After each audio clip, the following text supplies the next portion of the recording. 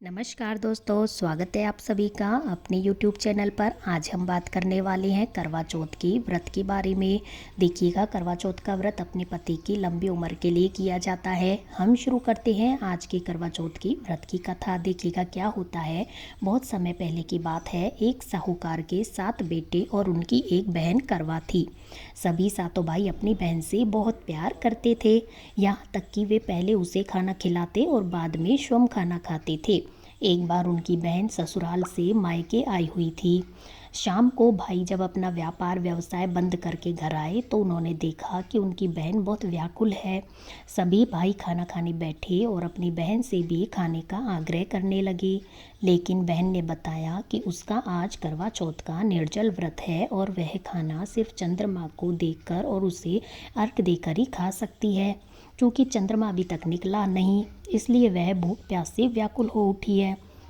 सबसे छोटे भाई को अपनी बहन की हालत देखी नहीं जाती और वह दूर पीपल के पेड़ पर एक दीपक जलाकर चलने की ओट में रख देता है।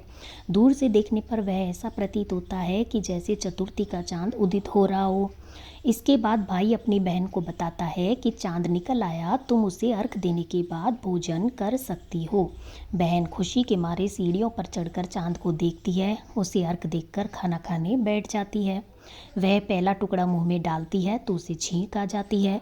दूसरा टुकड़ा मुंह में डालती है तो उसमें बाल निकल आता है और जैसे ही तीसरा टुकड़ा मुंह में डालने की कोशिश करती है तो उसके पति की मृत्यु का समाचार उसे मिलता है और वह बौखला जाती है। उसकी भाभी उसे सच्चाई से अवगत कराती है और उसके साथ ऐसा क्यों हुआ। करवा चौथ का व्रत गलत तरीके से टूटने के कारण देवता उससे नाराज हो गए और उन्होंने ऐसा किया। सच्चाई जानने के बाद करवा निश्चय करती है कि वह अपने पति का अंतिम संस्कार नहीं होने देगी और अपने सतीत्व से उन्हें पुनर्जीवन दिलाकर रहेगी। वह पूरे 1 साल तक अपने पति के शव के पास बैठी रहती है, उसकी देखभाल करती है। उसके ऊपर उगने वाले सुईनुमा घास को वह एकत्र करती जाती है। 1 साल बाद फिर करवा चौथ का दिन आता है। उसकी सभी भाभियाँ करवा चौथ का व्रत रखती हैं। जब भाभियाँ उससे आशीर्वाद लेने आती हैं तो वह प्रत्येक भाभी से यम सुई ले लो, पी सुई दे दो, मुझे भी अपनी जैसी सुहागिन बना दो, ऐसा आग्रह करती है। लेकिन हर बार भाभी उसे अगली भाभी से आग्रह करने का कहकर चली जाती है। इस प्रकार जब छठे नंबर की भाभी आती है तो करवा उससे भी यह बात दोहराती है। यह भाभी उसे बताती है कि चूंकि सबसे छोटे भाई की वजह से उसका व्रत टूटा था, अतः उसकी पत्नी में ही शक्ति है कि वह तुम्हारे पति को दोबारा जीवित कर सकती है। इसलिए जब वह आए तो तुम उसे पकड़ लेना और जब तक वह तुम्हारे पति को जिंदा ना कर दे उसे छोड़ना नहीं। ऐसा कहकर वो चली जाती है। फिर सबसे अंत में छोटी भाभी आती है तो करवा उनसे भी सुहागिन बनाने का आग्रह करती है, लेकिन वह टालम टोली करने लगती है।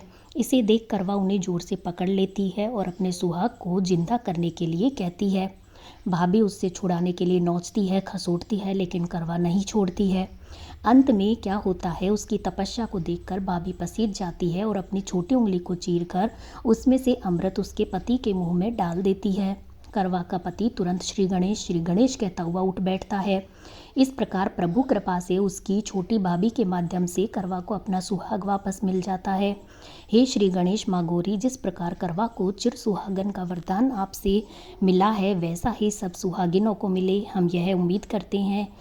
जय जय चौथ माता की जय, करवा माता की जय, श्री गणेश की जय, माँ गौरी की जय हो।